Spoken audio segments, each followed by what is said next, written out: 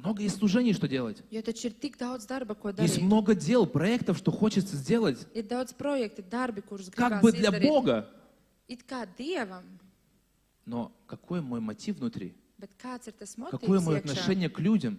Un kāda ir mana attieksme pret cilvēkiem? Смотрю ли я на них как на ресурс, Vai es tikai skatos uz viņiem kā uz resursu, которые могут помочь нам достичь какие-то цели? kas var palīdzēt sasniegt kaut kādus mērķus man, Или я вижу в них детей Божьих, vai arī es redzu cilvēkos Dieva bērnus, сотворенных по величию Господа, kas ir radīti pēc Dieva которые Бог varenības, собирает в одно место? kurus Dievs pulcina vienā vietā. Конечно же, чтобы распространять Его Царство Protams, lai izplatītu и viņa делать valstību дела, un darīt делать darbus, служение, darīt kalpošanu, но с правильным отношением. bet ar pareizu attieksmi.